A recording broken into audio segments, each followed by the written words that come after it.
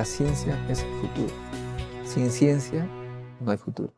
Hola amigos, soy Modesto Montoya, director y conductor del programa Encuentro con la Ciencia, un programa que promueve la educación, la ciencia, la tecnología y la innovación a través de entrevistas con sus protagonistas, que son científicos que conocen su tema, que han practicado e investigado sobre el tema que vamos a hablar. No, digamos, no es fácil para nosotros comprender las cosas. Hay veces tienen características muy técnicas, pero aquellos que saben el tema también conocen cómo hacerlos accesibles a nosotros, a la gente de a pie. En este caso estamos con el doctor José Osores, biólogo, que por muchos años ha trabajado el tema de la contaminación radioactiva en el agua, en el aire, y de eso vamos a conversar. Y también de repente de la contaminación en general. Hola José, ¿cómo estás? Buenas noches, Modesto. Un saludo, gracias por la invitación. A ti la gracia por aceptar. ¿Has estado hoy día en Guarangal? Sí, hemos estado desarrollando las actividades clásicas del ¿Dónde instituto vives tú, José, para curiosidad? En Surco.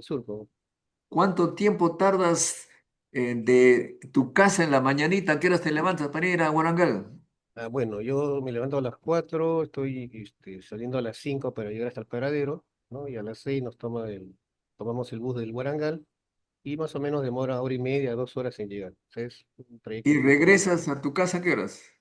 Estamos regresando, bueno, salimos entre 3:30, 4 y estamos llegando a las 7 aproximadamente. Tremendo, tremendo, tremendo.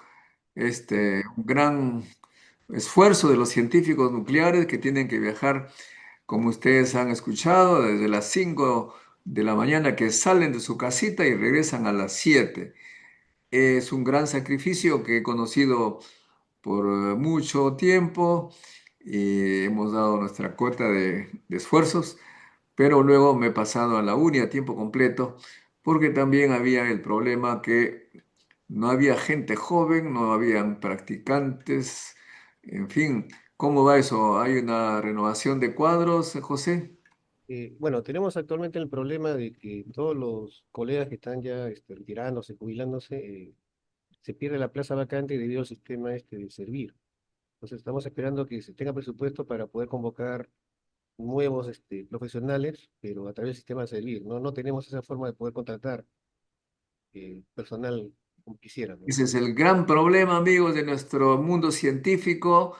Los institutos técnicos y tecnológicos, científicos, todos ellos tienen problemas para contratar e integrar gente de las especialidades importantes. Muy bien, quisiera saber un poco tu historia, José, ya las conté una vez, pero ¿cómo es que nació en ti ese interés por la biología y dónde estudiaste? Bueno, desde que era pequeño, ¿no? Como todos los muchachos del colegio, pensamos, bueno, estudiar medicina. Y yo pensaba postular medicina, pero se dio la oportunidad de que se abrió un concurso de admisión en la Universidad Ricardo Palma para biología mucho antes que el examen a San Marcos en medicina y decidí probar, ¿no? Ingresé, me puse a estudiar y me encantó la biología. Me di cuenta que mi profesión no era medicina, mi profesión era biología. ¿Por qué? Porque me gusta investigar más, me gusta tratar de descubrir nuevas cosas dentro de las ciencias biológicas, en las ciencias en general, ¿no? Cosa que con la medicina no, la medicina tenía otra función diferente, ¿no? Entonces, decidí quedarme, ya no postulé a ninguna universidad, nada, y me quedé en la Ricardo Palma, Bueno, académicamente. tu experiencia como biólogo, que la conozco no completamente porque es muy amplia, te ha permitido conocer diversos laboratorios del mundo. ¿En qué país has estado? ¿En qué instituciones has estado interactuando, investigando con los colegas de esos países? Bueno, digamos, la institución a la cual le tengo mucho cariño es el Instituto de Radioprotección y Dosimetría, donde evalúan los estudios de protección radiológica y efecto de las radiaciones en diferentes campos, ¿no? Biología, química, medio ambiente. He aprendido mucho de parte de ellos. He tenido la oportunidad también de estar en el CIEMAT de España, ¿no? Donde tiene una buena tecnología científica, pero repito, mis mejores recuerdos son en Brasil, ¿no? En Río de Janeiro. Ahora, un reactor nuclear como el que tenemos ha demandado un gran esfuerzo de estudio de impacto ambiental. Es por eso que los científicos nucleares que trabajan en el centro nuclear de una u otra forma han estado involucrados en el estudio de impacto ambiental, o sea, son en cierta manera expertos ambientales. Cuéntame eso, ¿cuáles han sido tus estudios alrededor del centro nuclear de Guarangal? Sí, muy interesante. Cuando yo ingreso al centro nuclear, ya hace un buen número de años, se inauguró el centro nuclear y tuve la oportunidad de acceder a los estudios de impacto radiológico ambiental que se hicieron, perdón, a los estudios preoperacionales que se hicieron, ¿no? Porque con el apoyo de la Comisión de Energía Atómica de Argentina, nuestros colegas científicos hicieron pues todo un barrido para conocer la línea base radiológica de la zona y ver si las actividades del centro nuclear iban a impactar o iban a incrementarse los niveles de radioactividad. Nosotros hemos continuado con estos estudios, ¿no? Hemos tenido un grupo en una época fuerte, ¿no? Con varios colegas en el área de protección radiológica ambiental, y hasta ahora seguimos evaluando los niveles de descarga del centro nuclear ya en la fase operacional. Entonces, en un lapso, en un diámetro de 1 kilómetro, 2 kilómetros con respecto al reactor nuclear, realizamos muestras de suelo, de aire, de agua, de alimentos y otros productos, ¿no? Para poder evaluar este impacto que puede tener la instalación. Detectar algunas descarga no controlada o algo para poder tomar las previsiones del caso. Y no solamente han tenido que ver la parte nuclear, pero obviamente un poco estudiar la fauna y la flora que está alrededor del reactor nuclear. Es todo una cosa bastante completa. Sí, bueno, yo me dedico en el área ambiental al área de radioecología y lo que estudiamos es la distribución de estos elementos radioactivos en todo el medio ambiente, inclusive también en los animales, en la fauna, y cómo se ha ido, cómo va impactando, ¿no? Eh, lo que hemos encontrado, que por ejemplo antes habían peces, ¿no? Recordarás los primeros años del donde había peces en el río. Ahora no hay, pero no es por la radiación, sino es por las actividades que se vienen desarrollando en el valle, ¿no? Son actividades ya humanas, no son nucleares. Y en algún momento hemos estudiado juntos un poco la radioactividad de las aguas que bajan por los ríos, el Chillón, Rímac, e incluso en las aguas que se venden en botellas, ¿te acuerdas? Claro, sí recuerdo cuando ustedes armaron todo un trabajito para estudiar toda la napa freática, todas las aguas que venían desde la sierra, ¿no? Y llegaban incluso hasta colectarse bueno, en las antiguas zonas de barranco, de chorrillos, donde habían las filtraciones, ¿no? Sí, sí me Sí, acuerdo, pues. incluso encontramos unos radionucleidos interesantes que no eran comunes, ¿no? Y sí, sí, fue muy interesante esos estudios que se hicieron. Me acuerdo que en una oportunidad, buscando este tipo de estudios, encontramos un camarón en una especie de eh, posita, un puquio en la Costa Verde. ¿Qué cosa hace un camarón acá si no hay ríos? Tuve que ir a la Universidad Cayetano Heredia con mi camarón y decirle, ¿de dónde, cómo puede ser que aquí ha venido por las aguas del subsuelo? No, me dijeron, estos camarones bajan del río Cañete, los huevillos, los huevecillos y la corriente marina la arrastra hacia el norte, una ola la empuja y cae en esta agua dulce y crece, increíble. O sea que Claro. el ambiente ofrece una diversidad de eventos sorprendentes, ¿no? Sí, yo recuerdo, bueno, cuando era estudiante y nosotros íbamos a Barranco a recolectar muchas especies biológicas, planarias, toda una serie de especies para estudiar. Ahora no hay nada, ¿no? Lamentablemente. Y es cierto, o sea, las corrientes marinas a veces llegaban hasta los bordes y dejaban pues algunas especies, ¿no? Para estudiar. Muy También interesante. estudiamos con el Rubén Rojas y ¿quién más? Enoch, Mm, Enoch Mamani. no, mamá, sí. Las aguas, los orígenes del agua, la edad del agua que está pues en los puquios de la Costa Verde, en los orígenes de esa agua. También hemos visto las aguas que están a unos cuantos, 5 kilómetros hacia el este de Guarangal. Allí hay una especie de fuente que traen agua para el pueblito de Guarangal, una cosa impresionante. Lo cuento eso porque muchas personas que me vieron de ministro del ambiente me dicen que este tipo nuclear que sabe de ambiente, caramba, hemos interactuado con los biólogos, los físicos, los químicos, precisamente viendo pues el impacto ambiental, no solamente el posible impacto ambiental del reactor, sino también de lo que hay, pues, de la naturaleza y descubrimos que hay, bueno, José con su técnica de detección descubrió que las aguas minerales, dependiendo de la marca, tiene diferente actividad, diferente concentración de sustancias radioactivas. ¿Podrías tú explicar eso, por favor? Claro, bueno, un comentario previo no es esto de los estudios de, uno dice que un nuclear no sabe. La ventaja del IPEN es que nosotros interactuamos entre varias profesiones, ¿no? Físicos, químicos, biólogos, y hemos tenido la oportunidad nosotros de interactuar y yo he aprendido mucho de biología y química de otros colegas y de física también. O sea, siempre nosotros interactuamos. Ahora, con respecto a estas aguas, es cierto.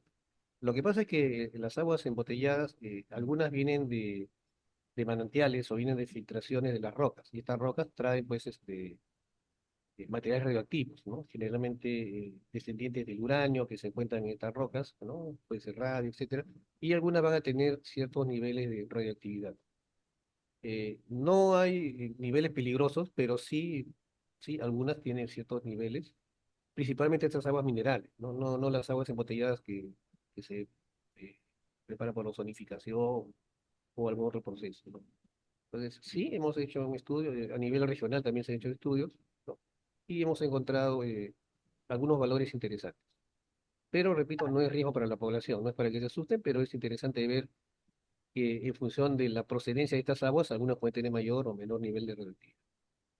Claro, digamos que no tiene un nivel de riesgo, es por eso que no hicimos tanta laraca, y no, si lo contrario, hubiéramos advertido a la población. Pero de todas maneras, esa marca, esa etiqueta que le ponen agua mineral, cuidado, si es mineral, puede que traiga pues minerales radioactivos. Claro, pues. A propósito, José, cuando recién se estudiaba la radioactividad en Europa, tú conoces muy bien, pues no se sabían los efectos de la radioactividad e incluso se hacía propaganda precisamente de ello. Agua radioactiva, tome esta agua radioactiva, pero eso le va a dar más poder sexual, caray. Y eso pues era contraproducente, ¿no? Habían lugares que efectivamente las aguas tenían alta concentración de material radioactivo, donde aumentaba también la tasa de cáncer, era, era por efecto de la radioactividad. ¿Cuál es el efecto de la radioactividad en el ser humano? Algunos de los cuales es el cáncer. ¿Podrías explicarnos, por favor? Sí, bueno, con respecto a lo que comentaste, a mis alumnos yo les enseño varias fotos, ¿no? De esto que habla de las aguas radioactivas. Había, ¿sabes qué? Pasta dental que tenían torio y con eso decían que se blanqueaban los dientes. Fue terrible en esas épocas sí, de conocimiento total, ¿no? Ahora, con respecto al efecto de las reacciones sobre el cuerpo humano, eh, es cierto, las reacciones producen ionizaciones, ¿no? Eso sabemos, producen ionizaciones y estas ionizaciones van a llegar a afectar a nivel celular, ya sea por dos tipos, de forma directa, cuando afectan al ADN directamente, o en forma indirecta a través de la formación de radicales libres, ¿no? Por radiólisis del agua. Eso es lo que genera de que el ADN tenga presentes fallas, roturas de estas cadenas. Al producirse estas roturas, es probable de que la célula sea afectada y muera, entonces eso no es problema, muere la célula, pero las células que se pueden recuperar, ¿correcto? Puede tener esta mutación, esta falla. Y esa mutación, a lo largo de los años, puede generar que esta célula, que es una célula transformada, no es una célula normal, pase a ser una célula maligna. Y cuando pasa a ser una célula maligna, entonces ya es complicado, porque se empieza a promover ya el cáncer. Eso ocurre no solo por las radiaciones, ¿no? O sea, que la gente tenga entendido de que las radiaciones no son las únicas que producen cáncer, también lo producen algunos alimentos, muchas sustancias químicas, sobre todo las sustancias orgánicas, ¿no? Nuestros estilos de vida, todo eso genera cáncer. Entonces, bueno, cuando estudiamos nosotros un capítulo en el curso de radiología que se dicta en la UNI sobre el carcinoma radioinducido, se habla de todos estos efectos, ¿no? O sea, definitivamente las radiaciones son ionizantes y las radiaciones son agentes físicos que van a contribuir a la presión de cáncer. Otro aspecto importante también, no vamos a decir de que las radiaciones producen cáncer, sino que las radiaciones lo que hacen es incrementar el riesgo de cáncer, ¿correcto? Porque son efectos probabilísticos, estocásticos. Entonces, una persona que es sometida a estas dosis bajas, realmente, eh, puede o no puede quedar cáncer, simplemente que su riesgo se va incrementando a medida que se incrementa la dosis. Entonces, Claro, eso es pero lo importante que debe saberse cuando uno habla de probabilidades, claro, eso significa que uno se somete a cierta dosis de radiactividad, aumenta la probabilidad, puede que sí, puede que no le dé a uno, pero cuando se trata digamos, de 10 millones de personas como en Lima, 10 millones de personas, esa probabilidad ya no es quién le da a quién, pero ya se sabe que un número determinado de personas morirán de cáncer por tal acción, o sea que de todas maneras es muy importante cuidarse de ello, ¿no? claro, bueno, en ese aspecto, hará 2 años más o menos en el Congreso IRPA de Chile, uno de los últimos maestros de protección radiológica, Abel González, nos dio una clase magistral sobre radioepidemiología. Y decía que es complicado, ¿no? Porque el cáncer radio inducido está muy por debajo de la tasa normal de cáncer que existe en los diferentes países, ¿no? Y él sacó un cálculo estimado y dijo que para que tengamos un resultado confiable, tendría que hacerse un estudio en 7.000 millones de personas, ¿no? Porque es una baja dosis, ¿no? Entonces, es complicado. Lo que usualmente se utiliza ahora es estudios sobre exceso de cáncer en ciertas zonas, ¿no? Por ejemplo, yo tengo una población de radiólogos, ¿no? Y lo que puedo yo hacer es, solamente puedo estimar riesgo, no puedo decir que use cáncer. Hay un mayor riesgo de radiólogos porque puede incrementarse el cáncer en un pequeñísimo porcentaje. Pero ese pequeñísimo porcentaje depende mucho no solo de la radiación, también el estilo de vida de la persona. Las personas pueden fumar, pueden alimentarse de otra manera, y eso es lo que complica, digamos, los estudios de cáncer, eh, debido a la radiación.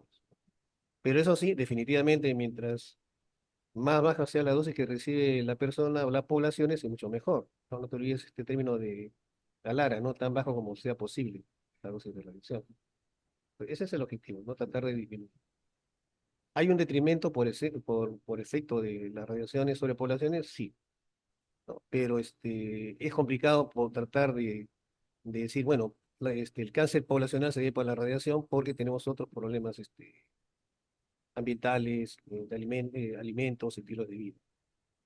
Pero en eso trabajamos, ¿no? Por ejemplo, con los muchachos de diferentes hospitales, les sugerimos que hagan estudios de su grupo ocupacional, ¿no? Para ver cuál es el nivel de riesgo que pueden tener. Sí, pues me acuerdo un estudio que se hizo en Francia, en la gente que trabajaba en los reactores nucleares, el número de cáncer por cierto número de personas era menor que el promedio. O sea, ¿cómo es posible que la gente que esté en un centro nuclear trabajando con radioactividad hay menos cáncer que en la población? Y explicaron que, bueno, como trabajaban en un centro nuclear, tenían una buena remuneración, un buen nivel de vida, buena comida, costumbres sanas, que no era pues lo normal en las otras partes de las actividades, gente que vivía estresada, en el aire contaminado, etcétera, etcétera, de modo que es bien controversial. Precisamente de eso quería hablar, José, en Lima. Hay pues este asunto, antes de pasar a esto, también, como tú ves, siempre ando con mi sombrerito. Y en mi pueblo, Salpo, La Libertad, que está a 4.000, a 3.800 metros sobre el nivel del mar, cuando uno se saca el sombrero, pues inmediatamente se le quema la cara. El sol es mucho más, tiene la luz que llega, la radiación que llega es mucho más elevada que acá. Y la gente que no usa sombrero, pues tiene cataratas, la piel se le gasta rápido. Pero eso es muy importante, amigos seguidores que siguen este programa con tanto cariño, decirles, es una gran pena que por este prejuicio que paran hablando de serranos, no sé cuánto, con su sombrero, poco a poco la gente de la sierra se está deshaciendo de sus sombreros y eso es fatal porque les malogra la piel y surge precisamente cáncer de piel, cataratas, etcétera. ¿Podrías explicarle, por favor, a mis paisanos que no cometan ese error de ponerse gorritas a los jugadores de fútbol cuando para ellos el sombrero es una protección importante? Sí, es muy interesante ese aspecto, ¿no? Porque, digamos, si nos vamos a la altura, ¿no? Las zonas andinas, en esta zona, eh, yo ya lo he demostrado, ¿no? Estudios personales que los he hecho, los niveles de radiación, la radiación ionizante son mayores, ¿no? ¿Por qué? Porque estamos más cerca, más arriba, mejor dicho, no estamos tan protegidos por la capa atmosférica. Entonces llega más radiación. También llega mayor radiación ultravioleta. Entonces, si las personas no se protegen la piel, digamos, con sombreros, es lógico que la radiación, no la radiación, quizás no la radiación ionizante, sino la radiación este, ultravioleta, por ejemplo, ¿no? Que es un tipo de radiación ionizante baja, también tiene el mismo efecto, solamente que a menor escala, va a producir daños en la piel, definitivamente, y va a producir el famoso melanoma.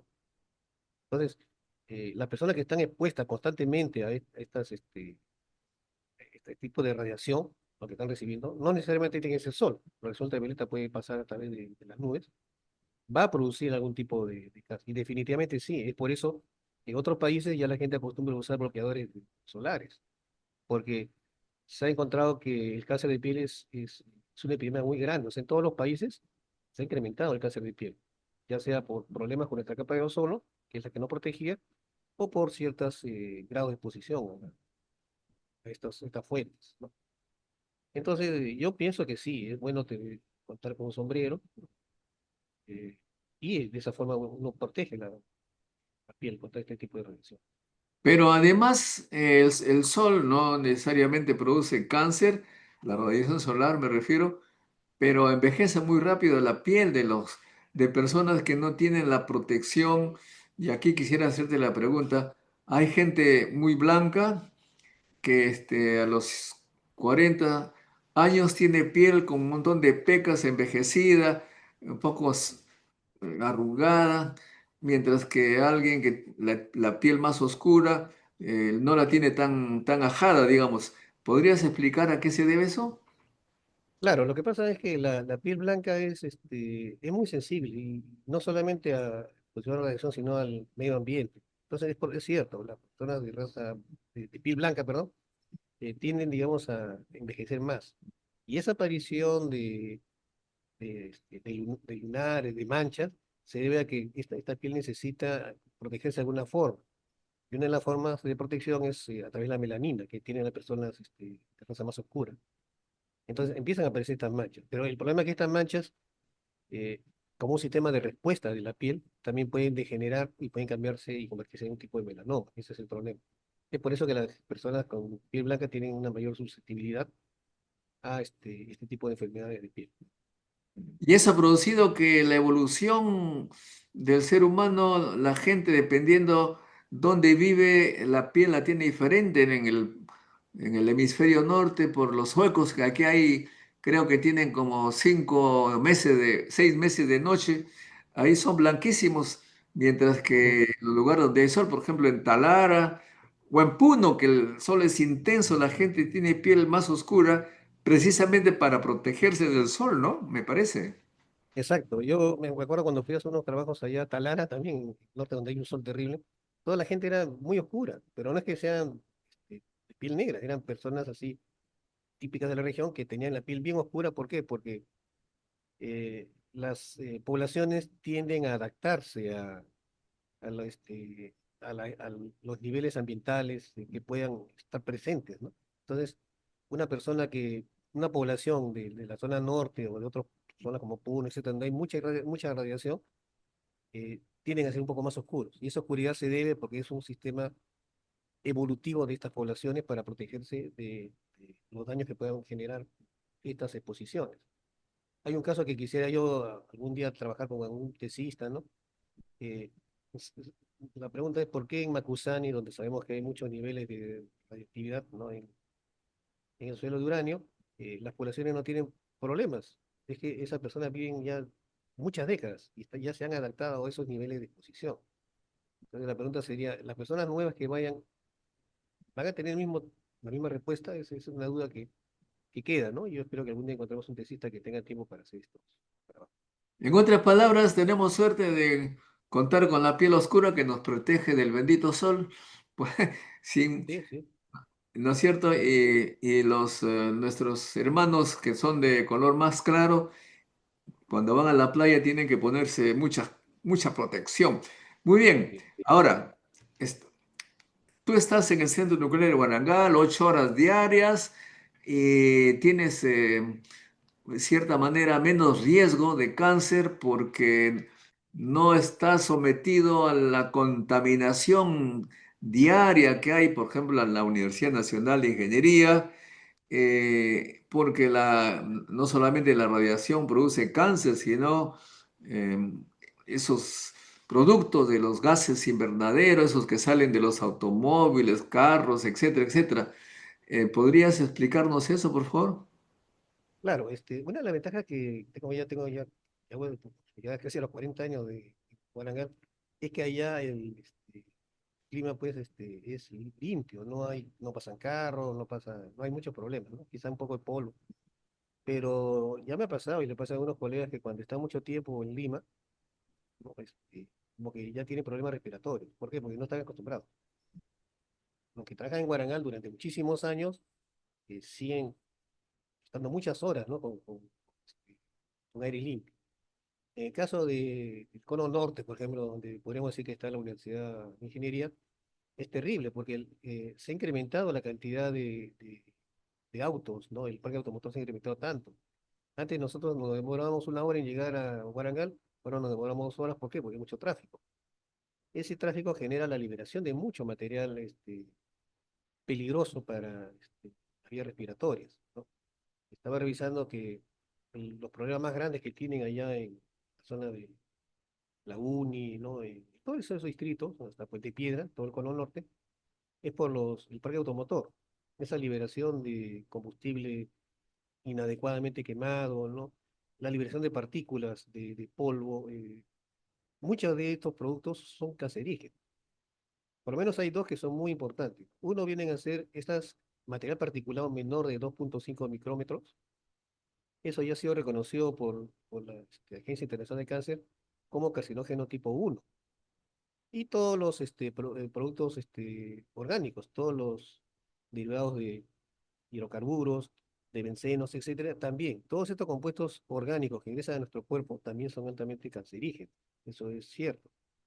Y el otro problema también es que en esas zonas, en la zona de Infantas y en otras zonas, hay muchas industrias que están quemando y liberando al medio ambiente toda una serie de partículas, sustancias, etcétera, que son muy peligrosas para esa población. Entonces, hay un riesgo interesante en esa zona. Te comento, ¿no? Estaba leyendo unos reportes y nos indica que en Puente Piedra, por ejemplo, para la fiesta de Año Nuevo, la liberación de material peligroso para la atmósfera fue tan grande que superó todos los niveles esperados, ¿no? En nuestro país. Y fue puesto como altísimo riesgo ese día con esa liberación. Entonces, sí, hay realmente un riesgo que existe. Y Muy ahora, bien, otra Víctor. cosa. Sí, sí, para terminar. Si uno Sí. va al Sename y le va a decir, no, lo que pasa es que estos valores están por debajo de los límites permisibles. Pero no olvides que el cáncer no tiene dosis umbral, ¿correcto? Entonces, de todas maneras, hay un riesgo de la población. Así esté por debajo de los límites permisibles, hay un riesgo para la población por la incorporación de este material por sus fosas nasales y que llega al pulmón. Muy bien, pero la gente pues siempre habla del riesgo de la energía nuclear, etcétera, pero estamos inmersos en un mundo lleno de riesgos y a veces por falta de educación. Tú como biólogo también sabes que la alimentación demasiado con características especiales también aumentan la probabilidad de cáncer, eh, las, las cosas quemadas, el bistec quemado, los cereales quemados. Es decir, ¿qué consejo le podrías dar a los limeños para que no tengan esos Bueno, riesgos? técnicamente, yo eso sabía desde que mi primer ciclo de universidad, ¿no? Donde nos indicaron de que este pollo broster, que lo frían en aceite quemado a cada rato, generaba un compuesto que era el 3,4-benzopireno, y era un compuesto altamente cancerígeno. O sea, eso lo conozco desde hace muchísimos años, y es cierto. La alimentación, el estilo de alimentación que nosotros tenemos nos está afectando demasiado. Esta llamada comida chatarra también tiene mucho riesgo de producir este cáncer, pero cáncer de estómago, ya no de pulmón, sino cáncer de estómago. Entonces, lo que yo recomendaría no es que coman, pues, como un vegano quiere que coma solamente vegetales. Uno puede darse sus lujos, ¿correcto? Pero no en exceso, ¿no? Por ejemplo, comer hamburguesas todos los días, tomar gaseosas todos los días, aparte que le va a producir muchos daños bioquímicos y fisiológicos, se incrementa también su probabilidad de cáncer. Es interesante decir eso, ¿no? De que las radiaciones no son los únicos agentes carcinogénicos. Cuando yo inicio el tema de carcinogénesis, les enseño todos los factores que producen cáncer, ¿no? Estilos de vida, tipo de alimentación, hasta tomar agua caliente o alimentos calientes puede producir cáncer. Es interesante, ¿no? Y solamente una pequeña partecita corresponde a la radiación. Lo que pasa es que nuestra población no conoce mucho sobre radiactividad y ese desconocimiento es lo que genera temor. Este programa, por supuesto, es un programa de ciencia y también intenta difundir conocimientos vitales para que vivamos mejor, que no vivamos engañados por la propaganda, etcétera, etcétera. Y la ciencia es la mejor arma para vivir, digamos, no de forma excelente, pero defendernos de los riesgos. Aquí uno de nuestros seguidores pregunta, a estas alturas, ¿sería recomendable usar mascarillas ya? Ah, es una buena pregunta. Yo sí, bueno, Es lo que nos pregunta Alejandro Guerra. ujú. Bueno, cuando uno hace una consulta a nivel ya profesional, sí deberían usarse mascarillas, ¿no? Incluso algunas personas usan mascarillas, ¿por qué? Porque eso disminuye un poco la incorporación de estos compuestos tóxicos para la salud. O sea, sí se recomendaría. El problema es que hay que ver qué tan práctico es utilizar mascarilla, ¿no? Muchas personas tienen problemas con usar mascarillas, ¿no? Eh, entonces, eh, personalmente yo sí recomendaría el uso de mascarillas, ¿no? Pero eso ya depende, pues, del costo-beneficio, porque a veces hay problemas, ¿no? Las personas que usan anteojos, usan mascarillas, se empañan la vista, otras personas les puede faltar más oxígeno, más aire, pero es una forma para poder reducir esa incorporación de ese material particulado. Sobre todo, por lo que he leído en algunas recomendaciones que han hecho, es que sobre todo en horas pico, no, no todo el día hay que estar usando mascarillas. Hay horas pico donde hay un tráfico terrible, un consumo terrible de, este, de sustancias, liberación de sustancias, ¿qué más? Hay horas específicas y hay otras horas que no, que ya bajan estos niveles.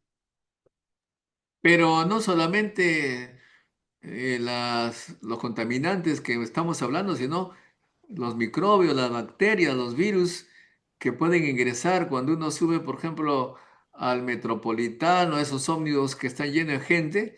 En 20 minutos uno se contamina de las enfermedades que traía alguno de los pasajeros y sobre todo en invierno aumenta una serie de enfermedades que pueden ser mortales, ¿no?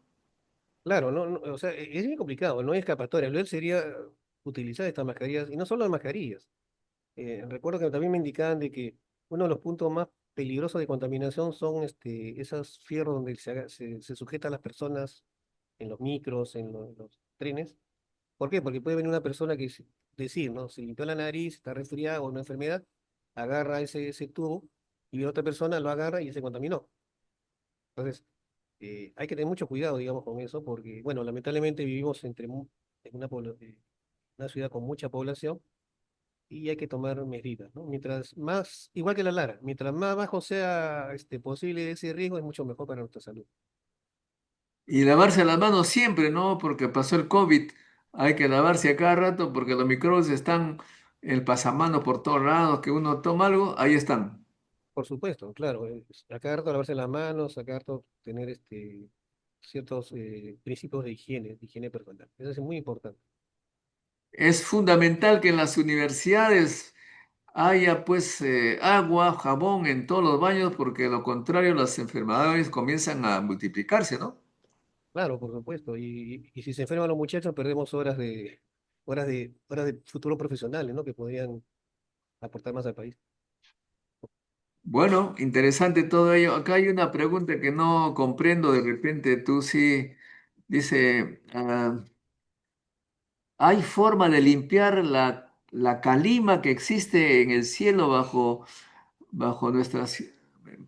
o sea, el cielo de nuestra ciudad será? ¿Qué cosa es la calima, sabes?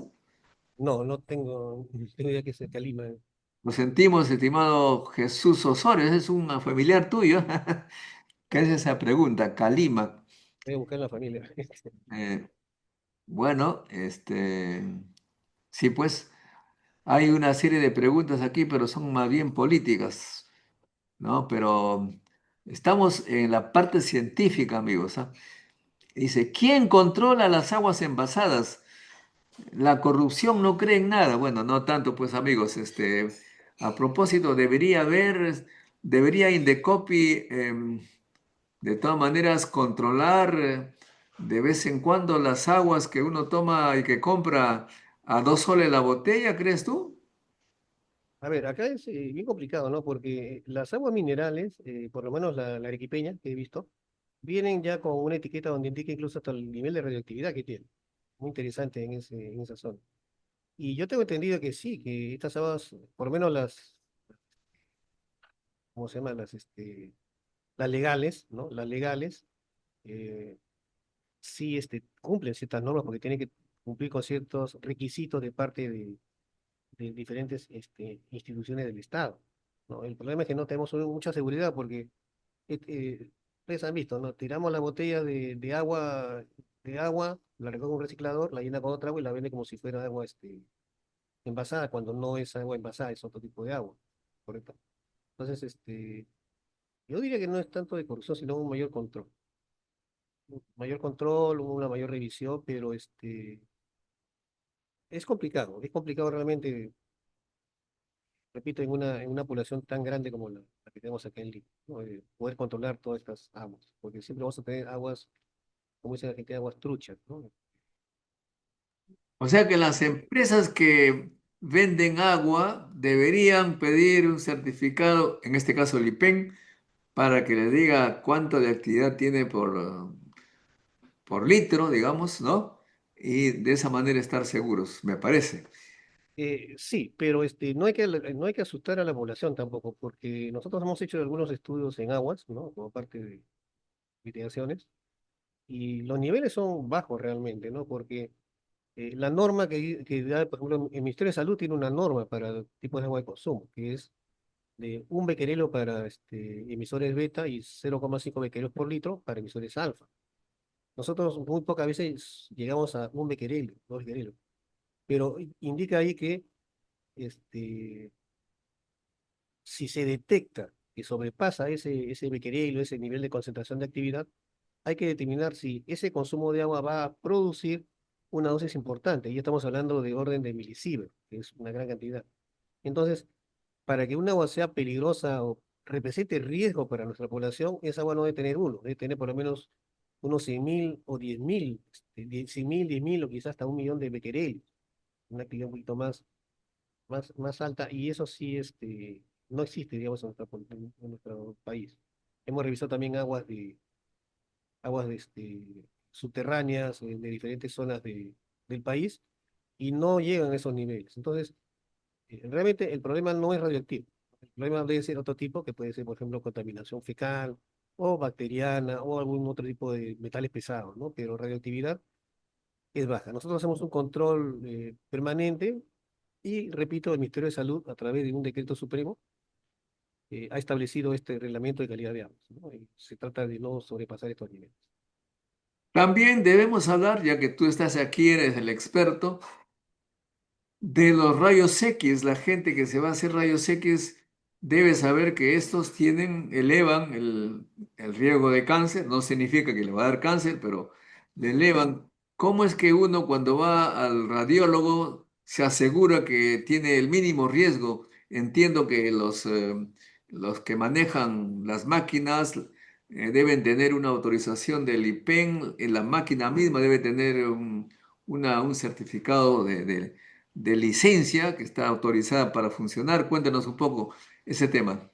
Bueno, en el caso de los rayos X, es cierto, ¿no? Disparar una placa radiográfica eleva un poco el riesgo, porque recuerden de que no existe riesgo cero. Para ocurrencia de cáncer, no existe el riesgo cero. Una persona que reciba la mínima dosis es posible que haga un cáncer debido a esa mínima dosis recibida, mientras que una persona que recibe una gran cantidad de radiación es posible que nunca haga un cáncer. No, es aleatorio.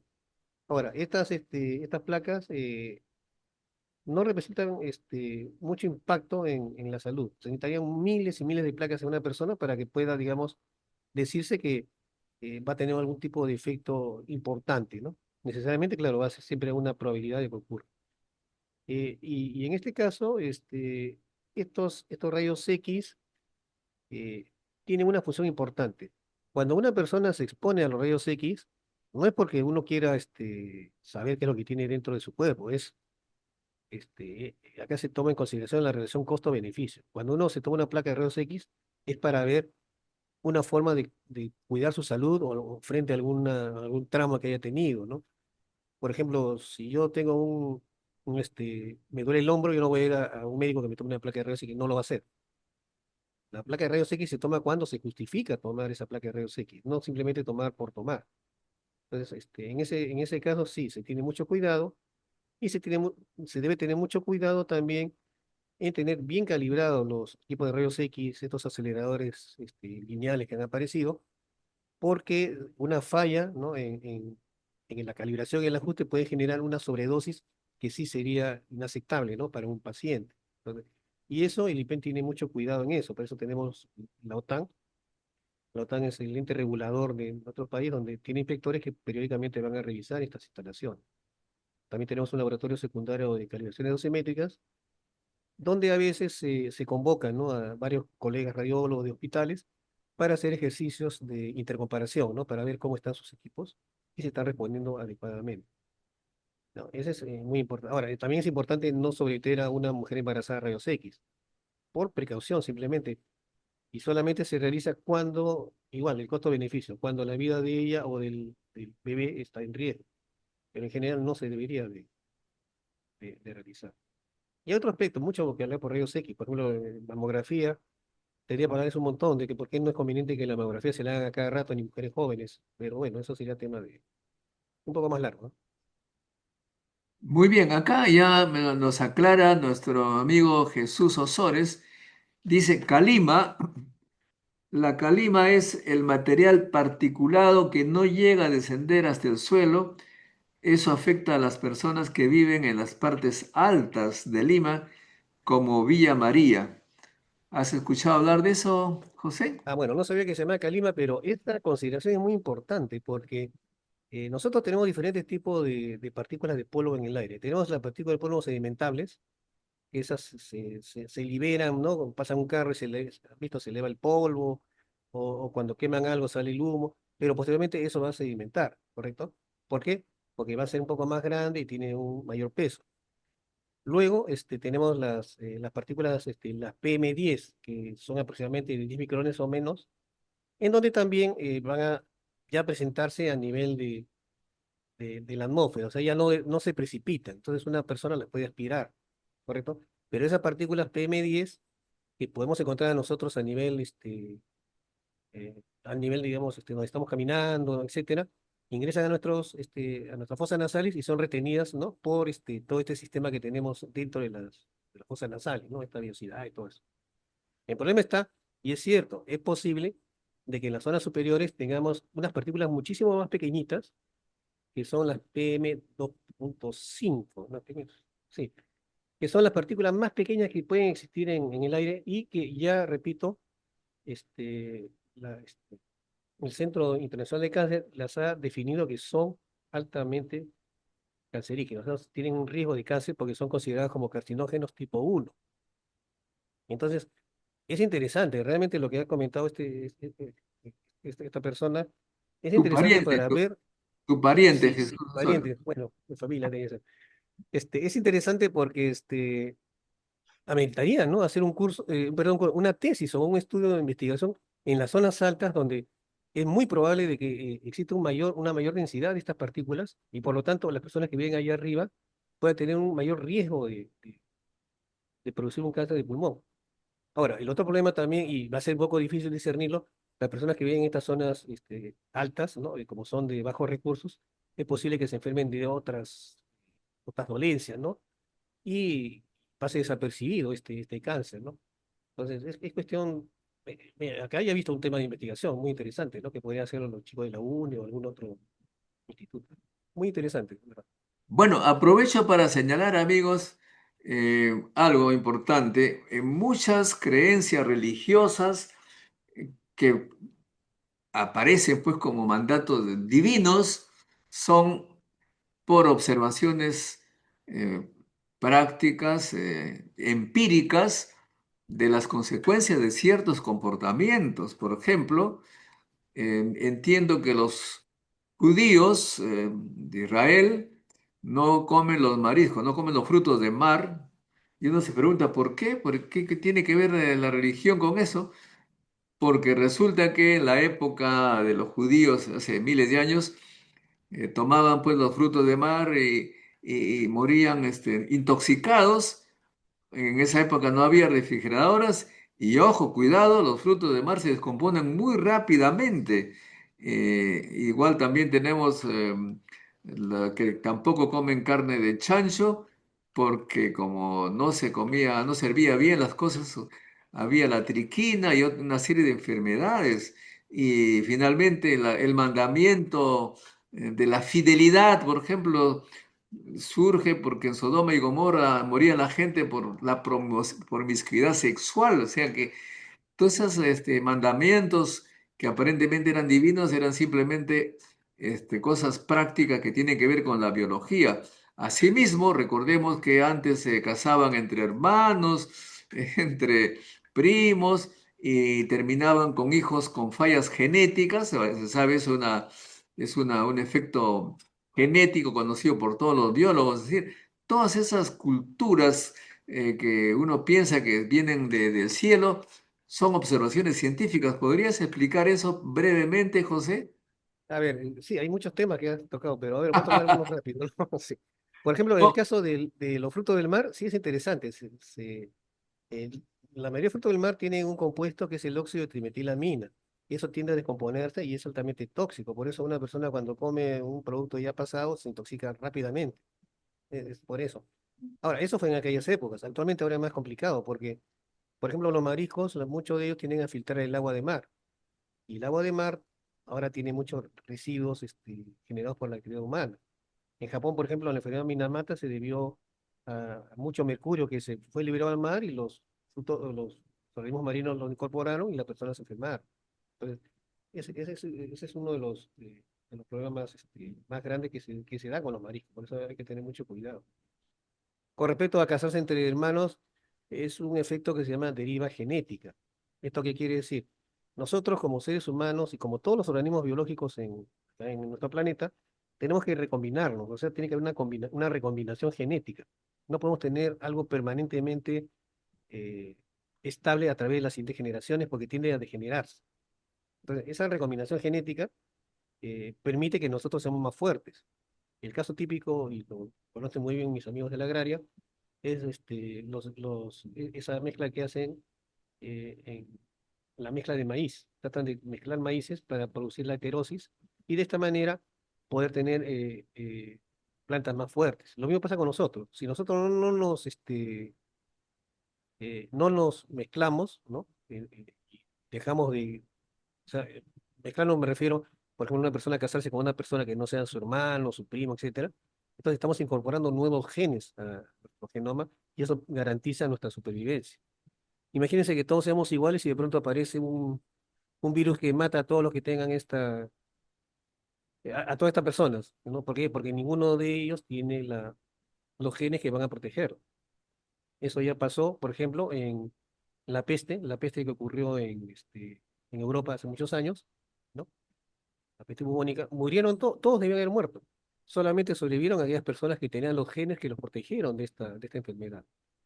Inclusive, y eso a mí me consta porque he visto un par de casos, con este COVID, perdón, no este COVID, no con aparte del COVID, con el SIDA, se han encontrado personas que han tenido relaciones con una persona altamente sidosa, enferma, y nunca hizo la enfermedad. ¿Por qué? Porque no tienen los receptores del virus del, de la, de la inmunodeficiencia adquirida. O sea, no tienen estos receptores y por lo tanto las personas están protegidas. Entonces, hay personas que sobreviven a ciertas enfermedades. ¿Por qué? Gracias a esta recombinación genética. Si no hay esta recombinación genética, ¿qué es lo que pasa? Los genes tienden a degenerarse también. Y por eso es que aparecen en estas familias enfermedades genéticas. Y eso pasó bastante en Europa, ¿no? Cuando solamente los nobles se casaban entre ellos, ¿no? Muy bien, Jesús Osores, tu pariente, dice, gracias doctor, un gusto saludarlo. Soy geógrafo de la San Marcos y actualmente cursando la maestría en urbanismo en la UNI.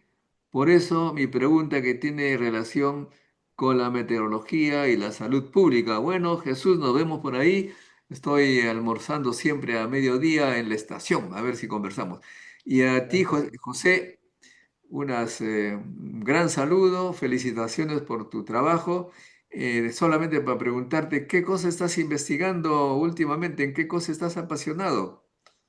Bueno, yo tengo un montón de publicaciones por escribir, pero actualmente, como estamos con este proceso de acreditar nuestros laboratorios, estamos trabajando duro en la acreditación de diferentes métodos analíticos, ¿no? Principalmente porque como ya se viene esto de la explotación del uranio, ¿no? Y hay un interés institucional de dedicarnos más a la minería, ¿no? A problemas, en mi caso, a problemas ambientales, en la minería debido a la liberación de estos elementos naturales radioactivos. Estamos tratando de acreditar estos métodos. Entonces, ahorita estamos dedicados plenamente a la acreditación y la investigación la tenemos desarrollando de una manera con menor nivel. Actualmente yo lo que quisiera es tener tiempo más bien para escribir varias publicaciones porque tengo un montón de resultados y datos pues, de tantos años que hemos estado trabajando acá en el IPEC. Pero he visto en los datos que el IPEN ha bajado un poco en publicaciones científicas. ¿A qué se debe eso? Bueno, eso se debe a dos cosas. Una, como ya te comenté, ya no hay gente. Entonces no tenemos gente. Por ejemplo, en mi caso, mira, en mi caso, yo tengo a mi cargo la subdirección de seguridad radiológica, correcto. Y tengo también a mi cargo el laboratorio de radioecología, y tengo a mi cargo el otro laboratorio de radiometría alfabeta, y ahora tengo que ver la parte de dosimetría biológica. O sea, ya no tengo tiempo ni siquiera de ponerme a escribir. Y lo mismo está pasando con mis otros colegas. La gente que está ingresando, de muy poca gente, no hay respuesta. Yo quisiera tener 5 o 6 personas que trabajen, hagan estas actividades y yo simplemente dirigirlas y tener mi tiempo para poder escribir, ¿no? Y aportar a la comunidad científica. Muy bien, No tengo acá tanto tiempo. Raúl Barrante dice, doctor, excelente invitado, gracias por tanta cultura y amor a nuestro país. Caramba, mira todo lo que has provocado, José, te agradezco mucho y espero que la juventud que nos esté escuchando escoja esta carrera tan hermosa, la biología, sobre todo, podríamos decir, la biología nuclear. La interacción de la radiación con la biología es fundamental. Dicho sea de paso, nosotros somos seres humanos, los Homo sapiens, también en cierta manera producto de las mutaciones generado por la radiación natural, la radioactividad natural. Gracias, José. Será hasta un próximo encuentro con la ciencia, amigos. Ustedes también hagan like, compartan este video y suscríbanse si no lo han hecho. Ya estamos llegando Falta poquito para llegar a los 80.000 suscritos. Hay que llegar a los 100.000 para que los gobiernos sepan que hay gente que se interesa en la ciencia, porque sin ciencia no hay futuro. Chao, chao, estimado José. Hasta un próximo encuentro. Muchas gracias por la invitación. La ciencia es el futuro. Sin ciencia no hay futuro.